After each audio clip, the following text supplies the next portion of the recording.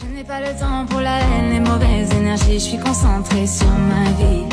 Et ça n'a pas de prix. Je n'écoute plus les on-dit. Je reste constante, je ne veux plus les croire. Moi j'ai déjà trop donné par ici.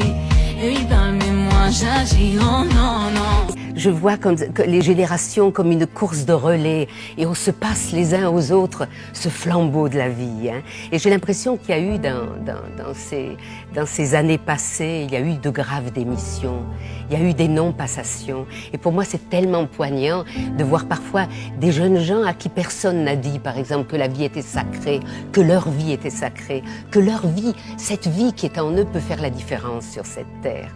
Et c'est pas un contenu que j'ai à transmettre, je m'en garderai. Chaque âme est dans une telle richesse, mais il faut que cette richesse soit réveillée. Et la transmission, au fond, c'est cette attention portée à un autre qui fait qu'en lui surgit le meilleur de lui-même. Comme je suis née du regard de quelques personnes merveilleuses qui se sont trouvées sur mon chemin et qui ont fait jaillir de moi la mémoire de ce que je suis en profondeur. Je pense que la vie est tellement généreuse, on ne peut pas passer à côté. Vous ne pouvez pas passer à côté de l'automne, par exemple, quand l'automne a commencé. Vous ne pouvez pas passer à côté de la neige quand elle tombe, vous comprenez? Ce sont aussi des rencontres de la même valeur qu'une rencontre qui est celle d'un compagnon humain, d'une personne qui vous regarde. Tout reflète de la présence. Il existe des laboratoires entiers qui étudient les circonstances et les conséquences de la gratitude. Et notamment, un monsieur qui s'appelle le professeur Robert Emmons, qui travaille à l'université de UC Davis en Californie, il a beaucoup de chance, qui depuis 12 ans maintenant, dans le cadre de cette psychologie positive qui étudie l'épanouissement, essaye de comprendre comment ça marche et l'effet que ça peut avoir sur nous. D'abord sur le plan psychologique, lorsque nous savons nous émerveiller des toutes petites choses, de ce que vous êtes en train de vivre là, de la température qu'il fait dans la pièce, du fait d'avoir pu arriver à l'heure, ne serait-ce que ça, eh bien, nous nous sentons plus heureux, nous nous sentons plus reliés aux autres, nous nous sentons plus alertes et nous nous sentons plus vivants. Ensuite, les bénéfices secondaires, sur le plan relationnel, sont le tout premier de nous sentir beaucoup moins seuls. Parce que la gratitude provient toujours de quelque chose ou de quelqu'un qui est à l'extérieur de nous. Mais est-ce qu'il y aurait un lien entre le fait d'éprouver de la gratitude, donc de savoir s'émerveiller, et la longévité? Alors comment on étudie un truc pareil? Il faut trouver des gens qui vivent exactement de la même façon, qui mangent la même chose, qui respirent le même air, qui ont la même occupation, qui auraient le même nombre d'enfants, surtout si ce sont des femmes, c'est déterminant. Alors 0, c'est idéal. Et puis alors, si tout le monde peut être marié à la même personne, là, c'est top. Ils ont trouvé. Ils ont trouvé dans un couvent. Et dans un couvent dans lequel il y a 150 ans d'archives. Il se trouve que ces jeunes femmes, lorsqu'elles arrivent au couvent, la première chose qu'on leur demande à l'âge de 20 ans, c'est d'écrire une lettre qui les présente, qui raconte leur vie. Elles refont la même chose à 40 ans. Elles refont la même chose à 70 ans. On a 150 ans de lettres biographiques, mais on a aussi 150 ans de dossiers médicaux. On remet ces lettres à des sémanticiens qui étudient donc la teneur du vocabulaire et on leur demande de quantifier la nature des mots utilisés qui manifestent de l'émerveillement, de l'optimisme ou de la gratitude. Et ensuite, on a pu corréler la densité de gratification de ces femmes avec non seulement leur état de santé, mais la durée de leur vie. Et on s'est aperçu que plus il y avait de termes, mais dès l'âge de 20 ans, qui manifestaient de la gratitude et de l'émerveillement, plus elles ont vécu longtemps. On a même à tel point pu le quantifier que l'on sait qu'elles ont gagné 7 ans d'espérance de vie sur leur sœur. Pour moi, réussir sa vie, c'est savoir où on va, savoir d'où on vient. C'est réfléchir, c'est méditer sur ce qui nous entoure. Et puis je pense surtout que c'est de comprendre le sens de cette vie. C'est pourquoi je suis sur la Terre, qu'est-ce que je fais là, d'où je viens, moi petit embryon. Qu'est-ce qui fait que je suis comme ça maintenant et qu'est-ce qui fait que je vais forcément partir, parce que c'est une réalité, on sait très bien qu'on va tous mourir. Quelle est la question que je dois me poser? Le but, c'est pas d'être riche. Le but, c'est de vivre. Et ça, c'est différent.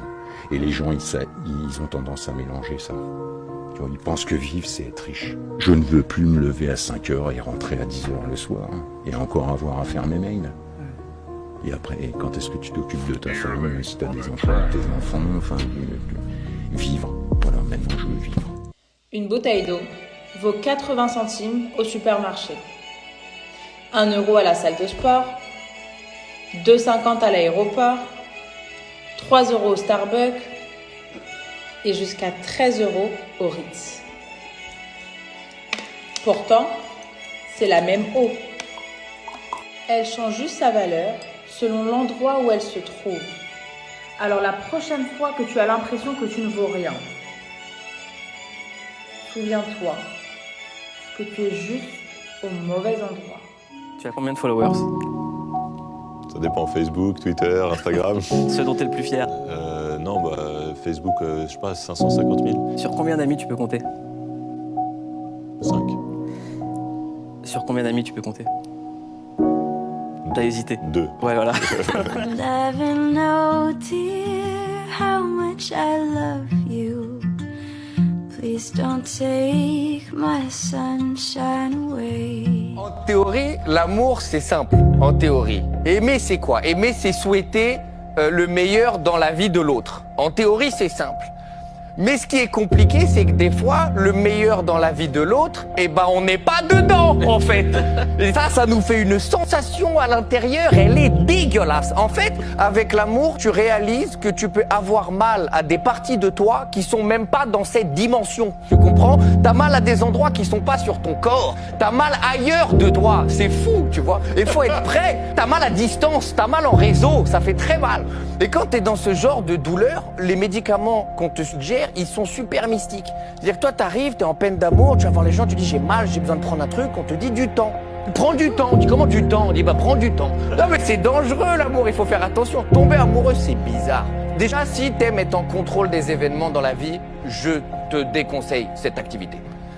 Parce que quand tu tombes amoureux, tu réalises qu'il y a quand même toute une partie de toi qui t'échappe complètement. Il y a une partie de toi qui t'appartient pas. Vous parlez aussi beaucoup de l'homme vibratoire. C'est quoi l'homme vibratoire? Alors, tout vibre. Il n'y a pas de molécule qui n'ait pas de vibration. On sait depuis déjà des dizaines d'années qu'en fait, les molécules de notre corps ne sont pas que des choses inertes. Elles sont associées à des fréquences et de temps en temps, ou très souvent, elles se comportent comme des ondes. Donc littéralement, l'ensemble de notre corps, notre ADN, se comporte comme une onde. Et la multiplicité des opérations qui se font à chaque seconde, il y en a des millions et des millions, ne peuvent pas être expliquées par la chimie et la lenteur de la transmission des informations. Elles peuvent l'être que par la physique. Et on sait que l'eau est un monde quantique. On est fait de 70% d'eau. On sait que nos molécules vibrent continuellement en rapport avec ce champ quantique. Et c'est difficile de ne pas rentrer dans une approche qui ne soit pas une approche incluant la conscience dans un monde informationnel qui est connecté à l'univers tout entier. Et sous cet angle-là, on ne peut l'approcher que par la résonance, pas par l'intellect.